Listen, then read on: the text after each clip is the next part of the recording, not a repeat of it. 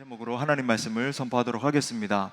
이 유대인의 가장 큰 명절인 유월절을 맞아서 많은 사람들이 예루살렘을 향해 가고 있었습니다. 학자들에 따르면 당시 이 유월절을 한 번 지킬 때마다 양이 약 25만 마리 정도 도륙당했다라고 합니다. 이 유대인들의 풍습상 대략 한 10명마다 한 마리 정도를 잡았거든요. 그렇게 생각해 보니까 대략 250만 명에 달하는 사람들이 예루살렘에 제사를 드리기 위해서 집결했다는 것을 우리가 알 수 있습니다. 자, 이 수많은 사람들 사이에 우리가 주목해야 되는 한 분이 계시죠. 바로 예수님이십니다. 예. 그런데 여러분, 이 장면을 한번 상상을 해보세요. 참으로 아이러니한 장면이 아닐 수 없습니다. 수많은 군중들이 자기 자신의 죄 문제를 하나님께 해결받기 위해서 수만 마리의 양의 피를 흘리면서 도륙하고 있었습니다.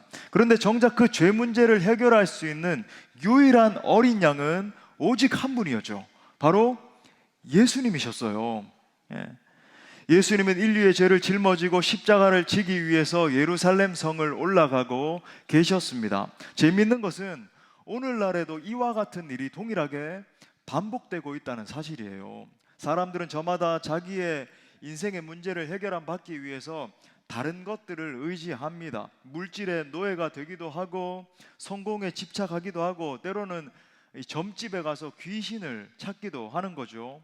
하지만 진정으로 우리의 인생의 모든 문제를 해결할 수 있는 유일한 분은 누구십니까? 바로 우리 주 예수 그리스도이십니다. 예수 그리스도 안에 죄사함도 모든 문제 해결도 참된 인생의 성공도 다 들어있는 거예요. 여러분 믿으십니까? 그런 의미에서 오늘날을 살아가는 우리도 우리의 시선을 다른 것들에 분산시키지 않아야 할 이유가 분명한 거죠. 물질도 명예도 인기도 다른 신들을 의지하는 것도 결국은 지금 이 유대인들이 행하고 있던 이 제사 풍습과 같은 동일한 이치라고 하는 거예요. 우리가 바라보고 붙들어야 할 분은 오직 예수 그리스도밖에 없는 줄 믿습니다. 그래서 이번 시간과 다음 시간에 거쳐서 이 예루살렘 성에 올라가시는 예수님에 대해서 우리가 함께 깊게 생각을 해보려고 합니다. 말씀을 통해서 다른 어떤 은혜가 아니라 세상이 말하는 여기에 구원이 있다, 저기에 구원이 있다, 저게 내 문제를 해결해 줄 수 있을 것 같다, 그런 은혜 구하는 거 다 포기하고 오직 한 분 어린 양 되시는 예수 그리스도를 바라볼 수 있기를 바랍니다. 그 예수님을 정말 뜨겁게 만나시고 그 예수님과 더 깊은 사랑을 회복하는 우리 모두가 될 수 있기를 간절히 축복합니다. 우리 크게 두 가지로 살펴보겠습니다. 첫 번째는 모든 것을 아시는 주님이 모든 것을 준비하셨습니다. 우리 한번 따라해 볼까요? 모든 것을 아시는 주님이 모든 것을 준비하셨다. 자, 모든 것을 안다라고 하는 말을 한자말로 바꾸면 뭐라고 그러나요? 우리가 많이 언급하잖아요. 전지, 맞아요. 전지. 모든 것을 안다, 전지하다 그러잖아요. 여러분, 예루살렘 성에 입성하시는 예수님은 모든 것을 알고 계시는 전지하신 왕이십니다. 먼저 그 전지하신 예수님께서 어떻게 이 예루살렘 입성을 준비하셨는지를 우리가 하나씩 살펴볼게요. 자, 28절에 보니까 예수께서 이 말씀을 하시고 예루살렘을 향하여 앞서서 가시더라 그럽니다. 자, 지금 예수님께서 예루살렘으로 향하고 계시는데 거기에 대해서 굉장히 구체적인 표현이 쓰여 있다는 것을 우리가 알 수 있어요. 앞서서 가신다 이렇게 표현이 되어 있죠. 예수님은 지금 누군가에게 떠밀려서 가거나 뭐 어쩌다 보니까 출발하신 것이 아닙니다. 예수님께서 앞서서 가신 이유는 하나님의 정한 시간에 맞추기 위함이었습니다. 즉 정확한 하나님의 때에 맞추기 위해서 앞서서 움직이셨다라고 하는 말이에요. 여기서 우리는 예수님의 이 초월적인 지식을 봅니다. 예수님은 아버지의 정확한 때를 알고 계셨습니다.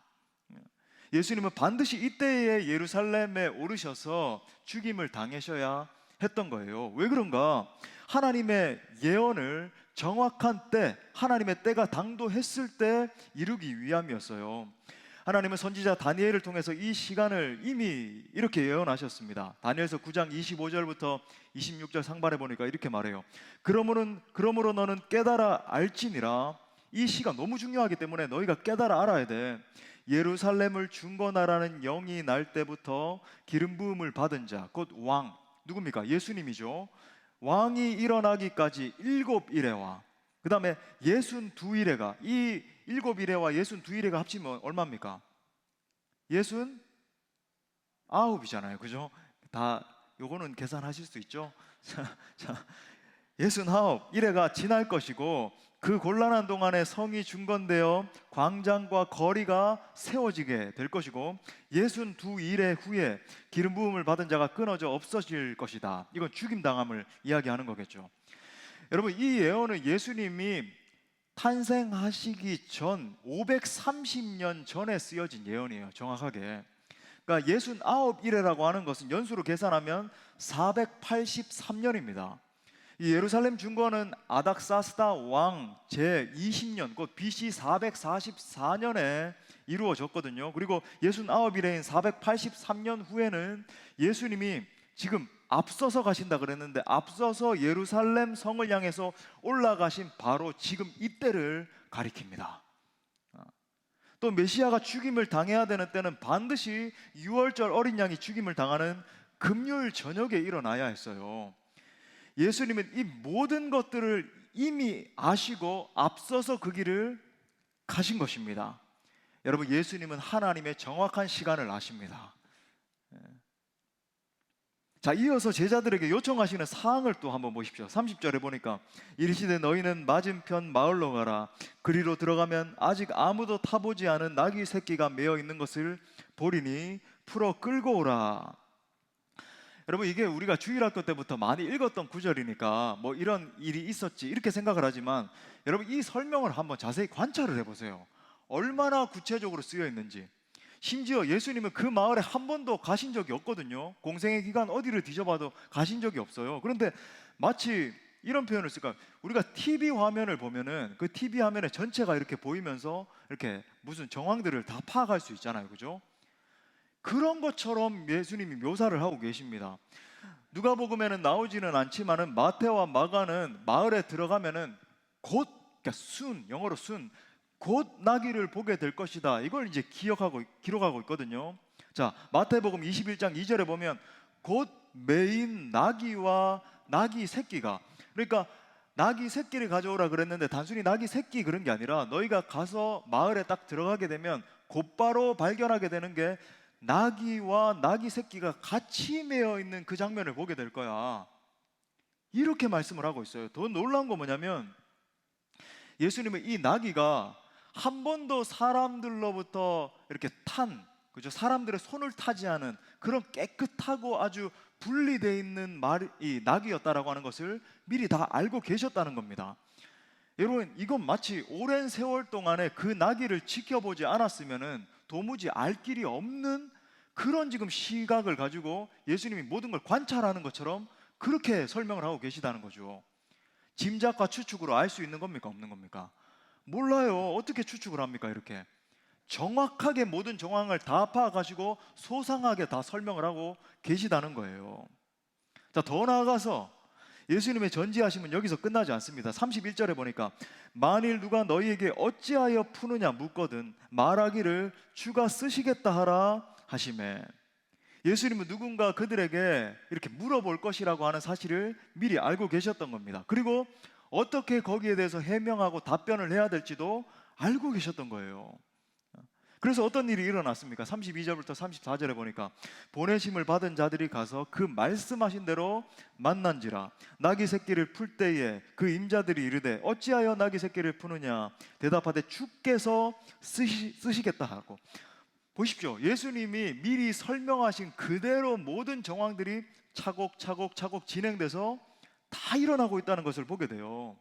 나귀가 묶여 있는 것을 보게 되고, 그죠? 나귀 새끼를 풀 때 임자들이 와가지고 예수님이 이미 말씀하신 어찌하여 나귀 새끼를 푸느냐 그러니까 제자들이 모범답안을 딱 이야기하잖아요. 미리 예수님이 답을 딱 가르쳐 주셨잖아요.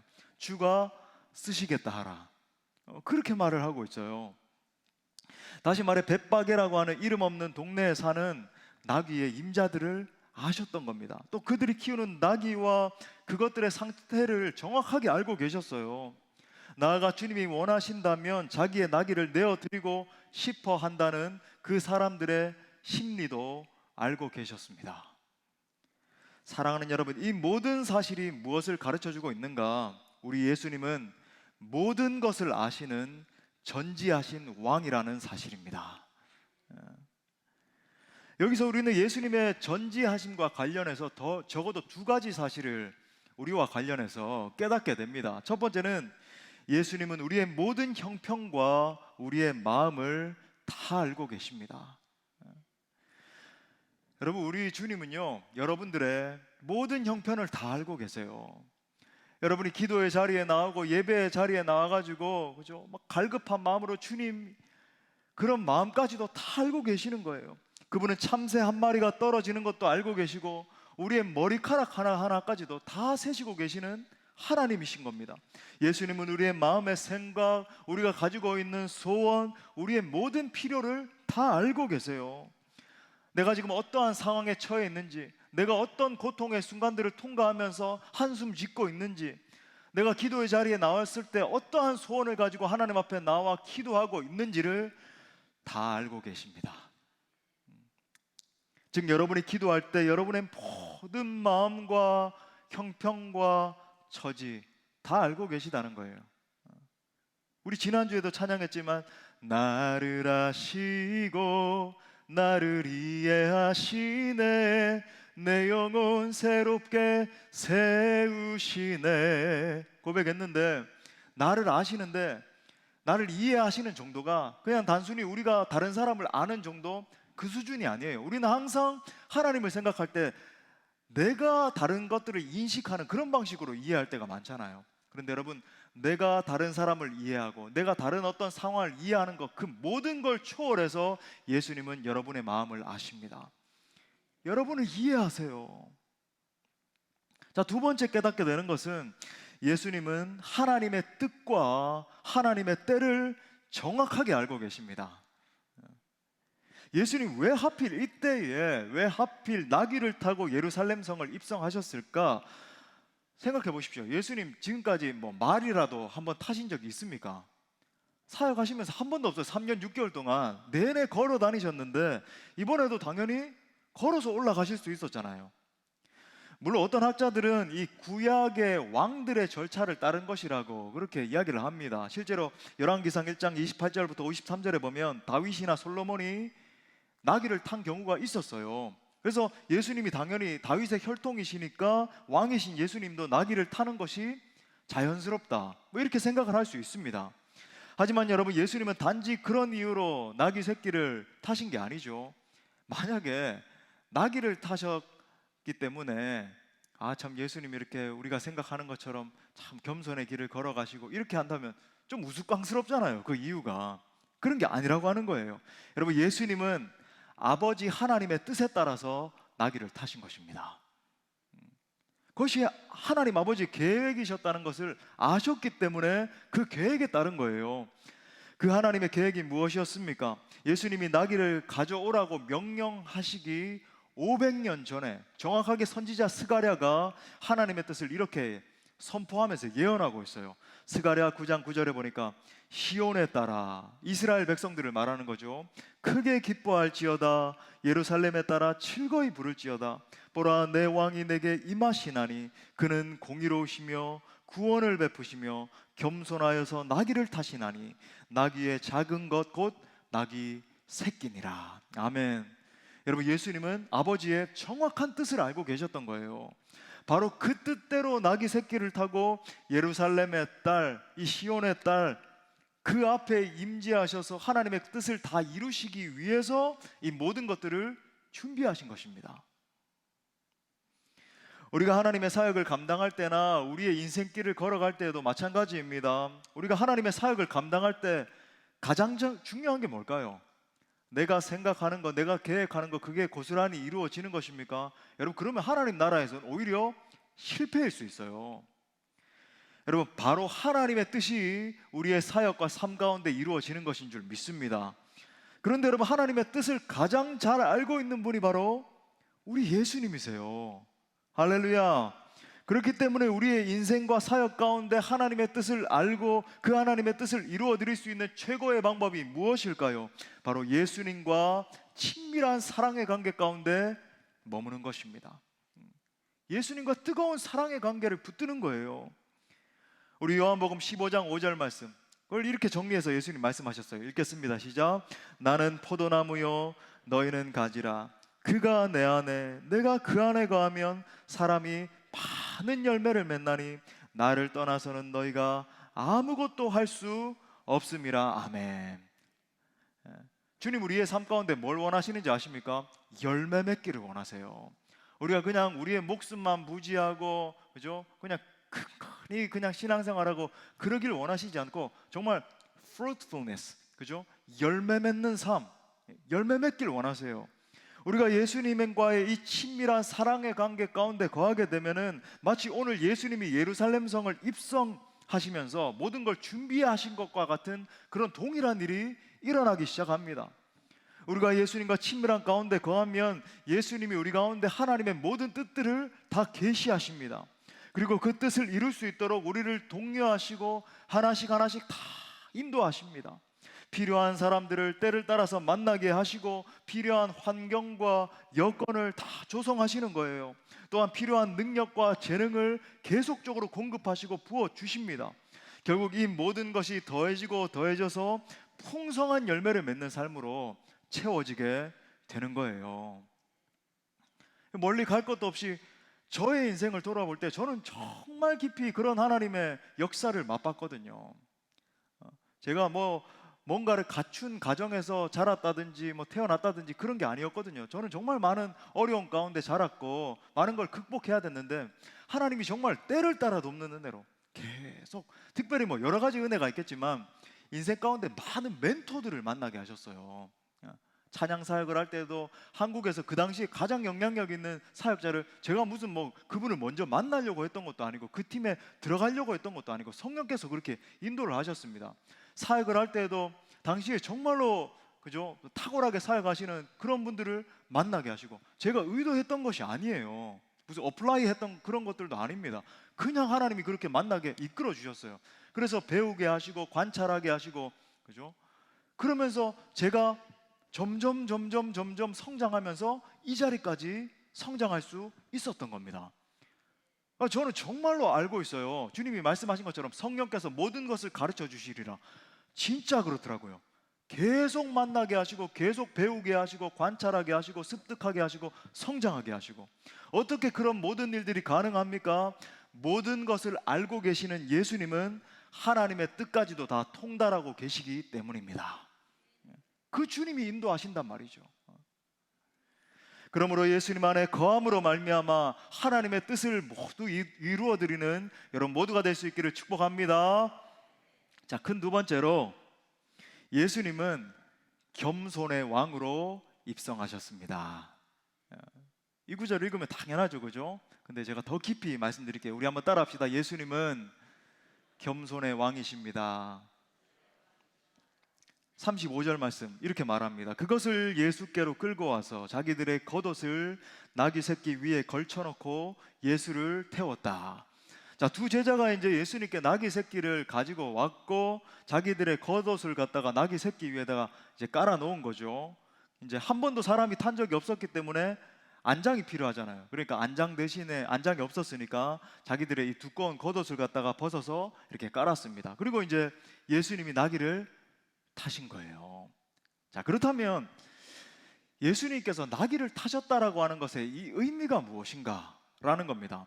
자, 예수님이 나귀를 타신 행위에 대해서 아까 읽었던 그 선지자 스가랴의 그 증언을 다시 한번 들어보겠습니다. 9장 9절에 보니까 시온에 따라 크게 기뻐할지어다 예루살렘에 따라 즐거이 부를지어다 보라 내 왕이 내게 임하시나니 그는 공의로우시며 구원을 베푸시며. 자, 여기서부터 겸손하여서 나귀를 타시나니 나귀의 작은 것 곧 나귀 새끼니라.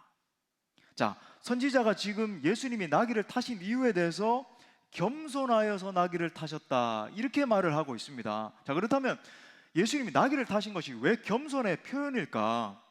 어떤 학자는 우리가 그냥 흔히 추측할 수 있는 것처럼 말처럼 크고 위험 있는 그런 짐승이 아니라 나귀처럼 작고 초라한 것을 탔기 때문에 예수님이 겸손하신 것이다. 뭐 이렇게 표현을 합니다. 뭐 일견 그것도 일리가 있는 말일 수 있어요. 마태도 실제로 그는 겸손하여 낙이 곧 멍에를 매는 짐승의 새끼를 탔도다. 화려한 뭐 그런 걸 탄 게 아니라 멍에를 매는 짐승. 하지만 여러분, 예수님이 겸손의 왕이신 이유가, 우리가 겸손의 왕 찬양하고 참 겸손하십니다 막 그렇게 경배하고 하는데, 그 이유가 단순히 나귀를 타셨기 때문이다. 이건 너무 좀 황당하잖아요. 너무나 좀 초라한 이유 아닙니까? 그런 이유가 아니라는 거죠. 실제로도 여러분, 당시에 팔레스타인에서 이 나귀라고 하는 것은 천한 짐승이 아니라 굉장히 고귀한 짐승이었어요. 실제 지금도 팔레스타인이나 저 중동 지역에 가면 많은 부유한 사람들이 나귀를 타고 이동을 하고 그러거든요. 심지어 왕들도 전쟁 때는 말을 탔지만 평소에는 나귀를 탔습니다. 자, 그러면 예수님이 나귀를 타신 것이 왜 겸손과 연결이 되는가라는 거예요. 그건 나귀가 상징하는 것 때문에 그렇습니다. 무엇을 상징합니까? 바로 평화예요. 우리 한번 따라합시다. 평화. 예, 평화를 상징해요. 즉 나귀는 예루살렘에 입성하신 예수님이 앞으로 하시게 될 모든 사역들을 보여주고 상징하는 것이었어요. 예수님이 예루살렘에 들어가신 이유가 무엇입니까? 자기를 거절하고 하나님께 반역한 죄인들을 척결하고 막 벌을 주고 하기 위함이었습니까? 아니에요. 오히려 예수님은 하나님과 죄인들 사이에 서셔서 이 무너진 관계를 회복시키기 위해서 예루살렘에 들어가시는 것이었습니다. 거룩하신 하나님과 그 하나님을 반역하는 사람들, 그죠? 그 사이에 서서 진정한 평화를 가져오기 위해서 지금 예수님이 입성하고 계시는 거예요. 다시 말해 나귀는 예수님의 십자가 사역을 보여주는 동물인 것입니다. 그걸 상징하는 동물이에요. 이걸 한마디로 정리해서 우리 예수님이 이렇게 말씀하십니다. 마태복음 20장 28절, 이것도 다 같이 선포하면서 읽겠습니다. 시작. 인자가 온 것은 섬김을 받으려 함이 아니라 도리어 섬기려 하고 자기 목숨을 많은 사람의 대속물로 주려 함이니라. 아멘. 여러분, 대속물로 주신다. 바로 이 의미에 지금 이 나귀의 의미가 다 들어있는 거예요.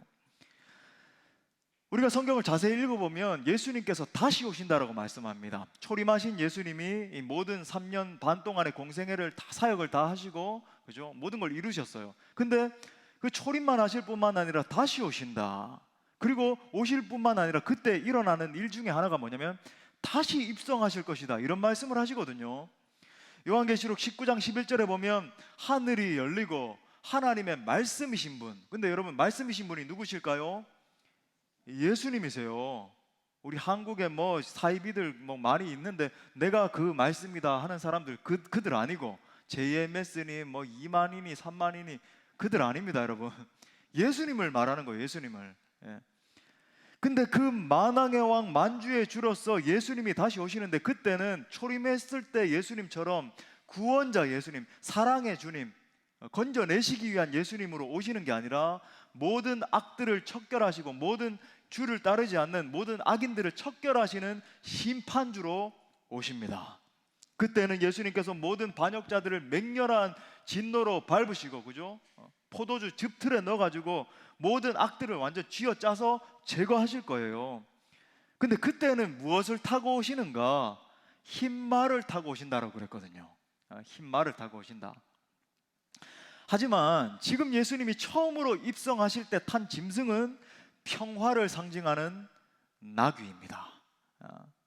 심판주로 오실 때는 흰 말을 타시지만 여러분, 입성하셔서 모든 사역을 하시는, 그걸 보여주는 거예요. 평화를 상징한다. 다시 말해 십자가 죽음을 통해서 자기의 백성들의 모든 죄악에 빠져서 허우적거리고 있는데 그들을 다 구원하시는 사역을 나타내는 거예요. 또한 불의한 죄인들을 위해서 대속물로 자기 자신을 내어줌으로 말미암아 그들을 의롭게 만드는 사역을 나타내는 겁니다. 결국 평화의 왕은 겸손의 왕으로 자기의 모습을 드러내신 거예요. 자, 이 같은 이 겸손의 왕을 본 사람들이 어떻게 반응을 합니까? 우리 너무 잘 아는 그런 선포를 하죠. 37절부터 38절에 보니까 이미 감람산 내리막길에 가까이 오심에 제자의 온 무리가 자기들이 본 바 모든 능한 일로 인하여 기뻐하며 큰 소리로 하나님을 찬양하여 이르되 찬송하리로다 주의 이름으로 오시는 왕이요 하늘에는 평화요 가장 높은 곳에는 영광이로다 하니 막 찬양한 거죠. 자, 여기서 우리가 주목해 볼 필요가 있는 부분이 있어요. 말씀해 보니까 사람들이 지금 환호하고 찬양한 이유가 뭐냐는 거예요. 여러분, 많은 사람들이 주님을 찬양한다라고 합니다. 그죠? 오늘날에도 그렇고 역대로 많은 사람들이 주님을 찬양합니다, 찬양합니다 하는데 그 이유가 무엇인가? 거기에서부터 진정한 찬양이냐, 아니면 이게 우리가 지향해야 되는, 절대로 그 길로 가서는 안 되는 찬양이냐가 갈라지는 겁니다. 자, 오늘 이 이유에 대해서 이렇게 말해요. 자기들이 본 바 모든 능한 일로 인하여 기뻐하고 찬송했다. 지금 이렇게 말하는 거예요. 즉 예수님이 행하신 그 위대하신 일들, 가령 병자들을 고치시고 맹인을 눈뜨게 하시고 안진뱅이 일으키시고 죽은 자를 막 살려내시기도 하고, 보니까 예수님이 말씀을 선포하는데 능력 있는 말씀인 거예요. 그 말씀을 듣고 죄인 중에 괴수인 세리장이 변화되고 창기도 변화되고, 이런 장면을 보면서 그들의 속으로부터 이런 생각이 든 겁니다. 이야, 이분이야말로 우리를, 그죠? 이스라엘 백성들을 갖다가 정치적으로 구원해낼 수 있는 그런 위대한 왕이구나. 이 사람이 행하시는 막 카리스마적인 사역들, 대단한 그런 사역들을 보니까 이분이 예루살렘을 회복시킬 그분이 분명해, 이렇게 생각을 한 겁니다. 이런 이유 때문에 예루살렘에 입성하시는 그들의 관념 가운데 능력의 주님을 바라보면서 사람들이 막 소리치고 환호하기 시작했어요.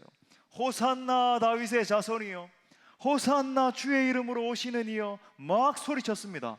그런데 놀라운 사실이 무엇인지 아십니까?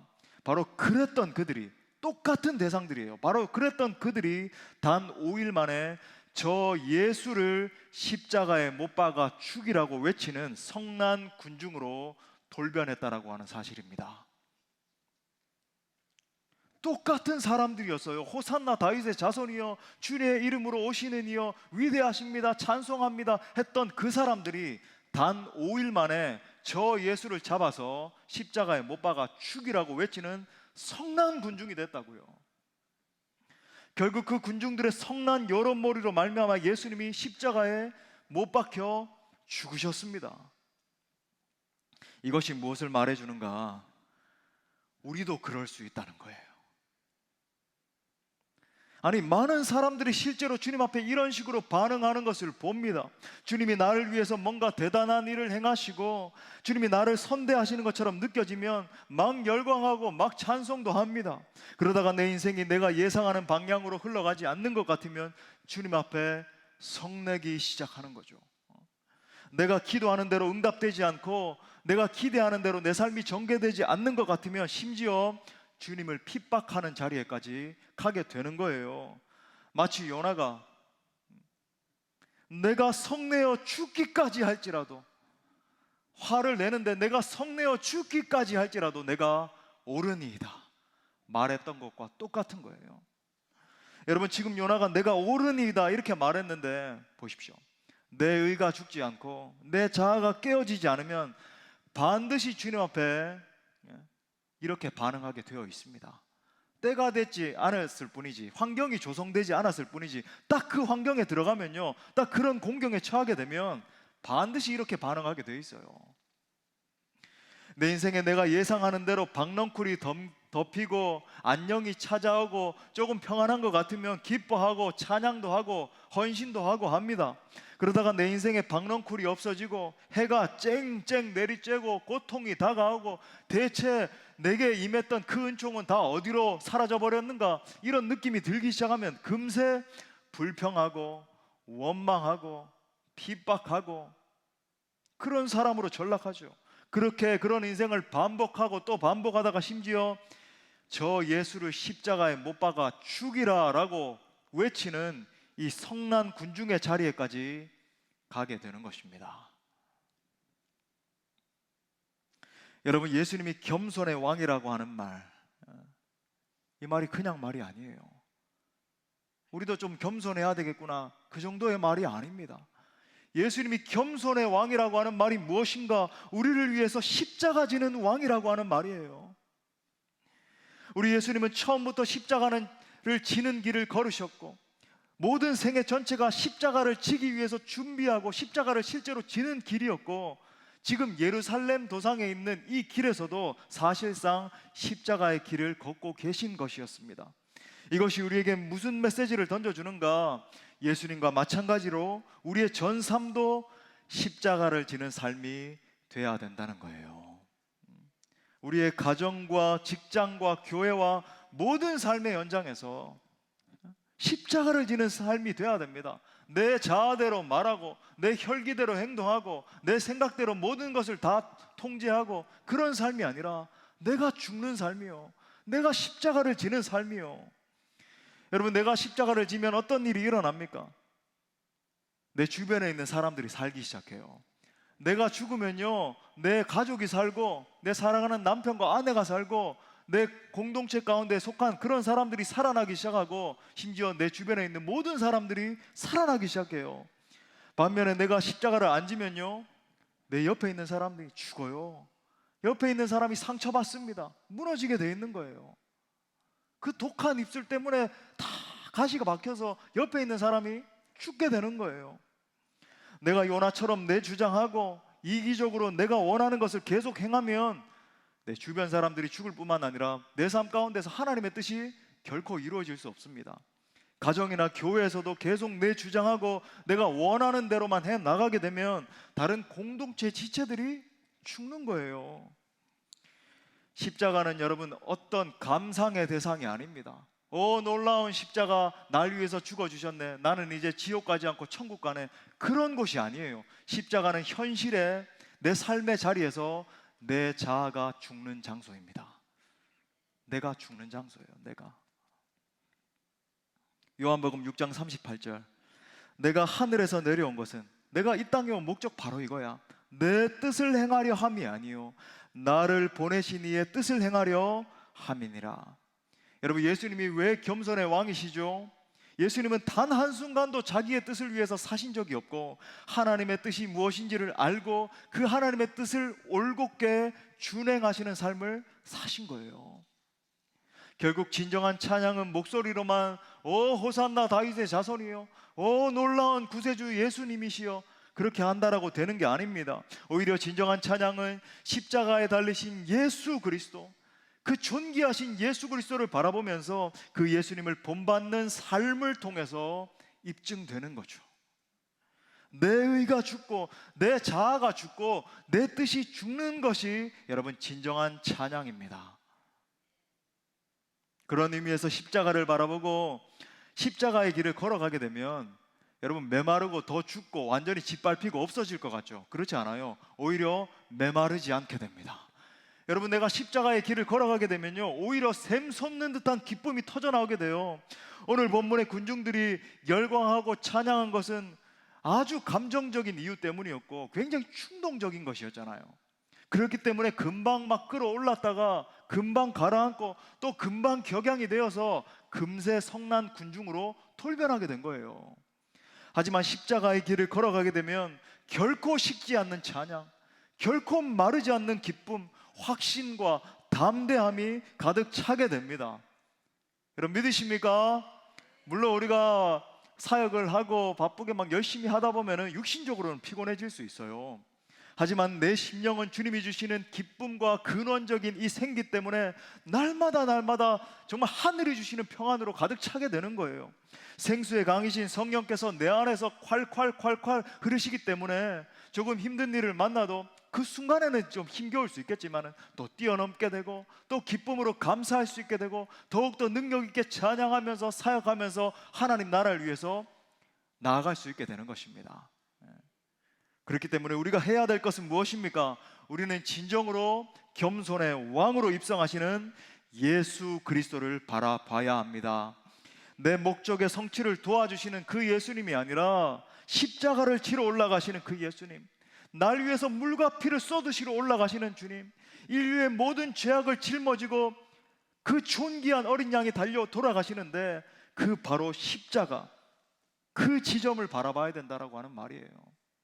그 십자가 때문에 찬양하고, 십자가에 나타난 예수님의 사랑 때문에 감격하고, 십자가를 통해 이루실 구속의 역사 때문에 노래해야 하는 것입니다. 또한 예수님이 십자가의 길을 걸어가신 것처럼 나도 끝까지 십자가의 길을 선택하고 걸어가야 되는 거예요. 그것이 진정한 찬양의 길이고, 그것이 진정한 기쁨과 감사의 길인 줄 믿습니다. 그러므로 사랑하는 형제 자매 여러분, 예수님을 내 인생의 목적 성취를 위한 도구로 전락시키지 말기를 바랍니다.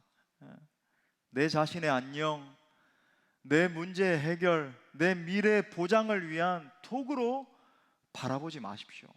많은 한국교회 성도들이 예수님을 그런 어떤 도구처럼 여기는 것을 보게 되는 거예요. 예수님 그것 때문에 단순히 돌아가신 게 아니죠. 그건 겨우 한 1% 되는 부수적인 은혜에 불과한 거예요.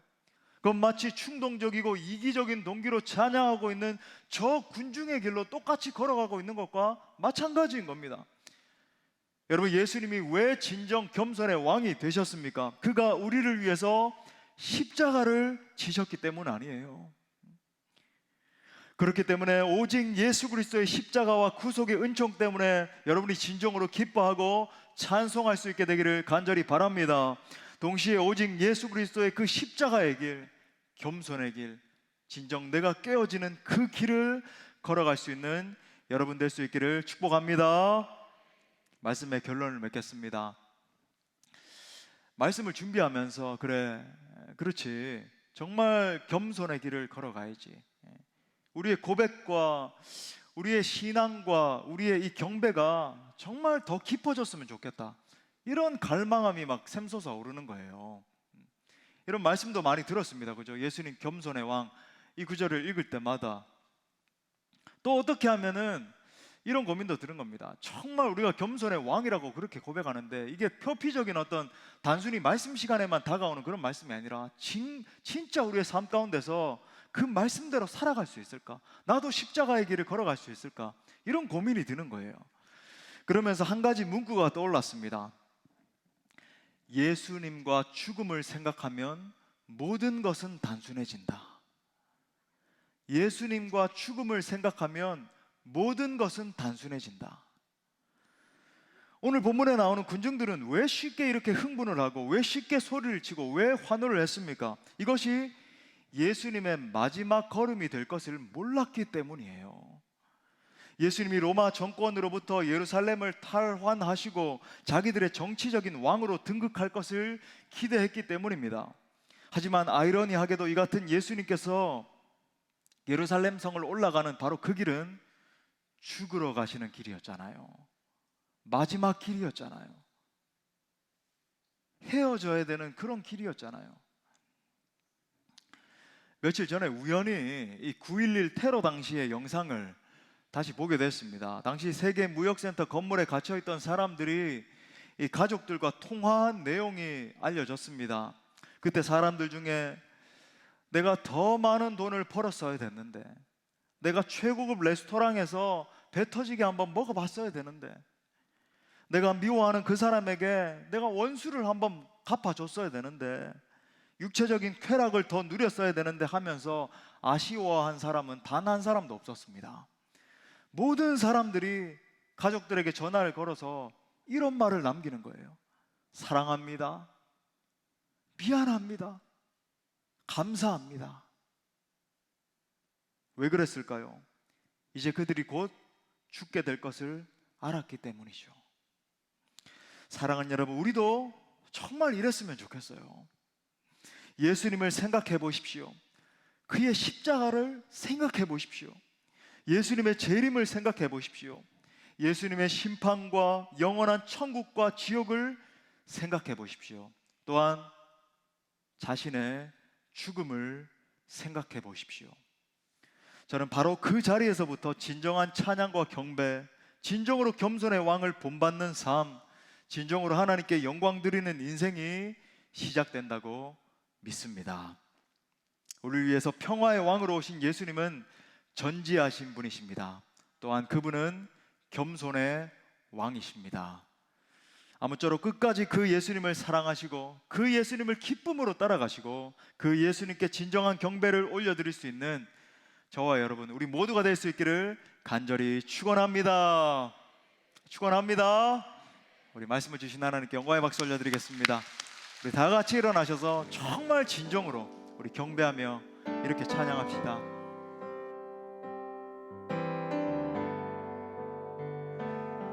주님, 당신은 영광의 왕이십니다. 당신은 영광의 왕, 당신은 평강의 왕, 당신은 하늘과 땅의 주, 당신은 정의의 아들, 천사가 무릎 꿇고 예배하고 찬송하네. 영원한 생명 말씀, 당신은 예수 그리스도. 호산나 고백합시다. 호산나 다윗의 자손께,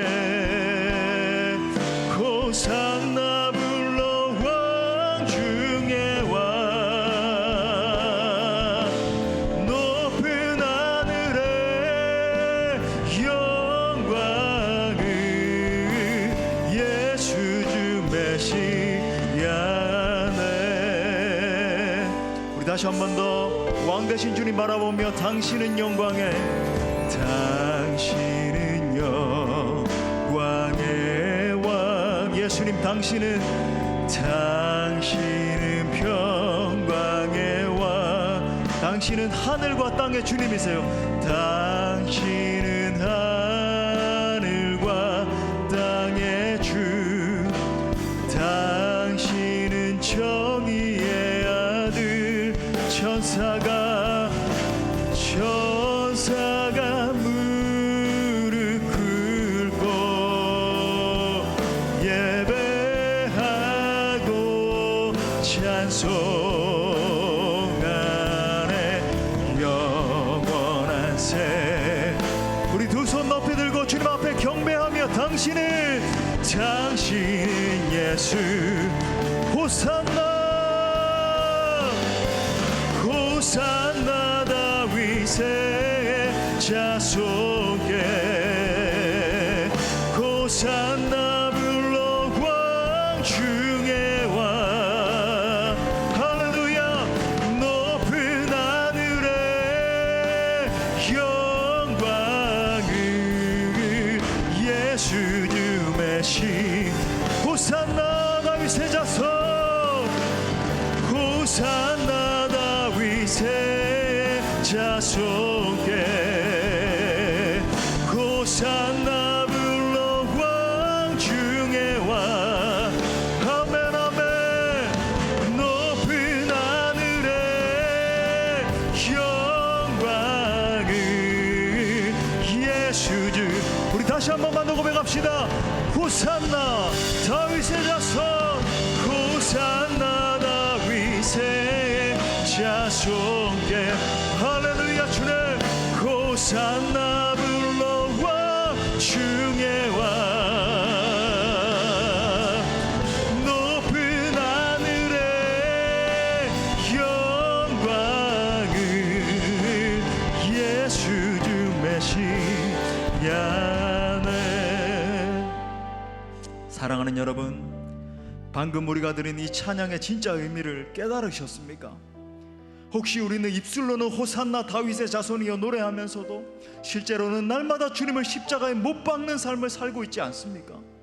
함께 있을 때는 예수님 나의 메시아이십니다 고백하면서도 실제 내 삶에서는, 아니면 내가 혼자 있을 때는 날마다 주님을 배반하는 삶을 살고 계시지 않습니까?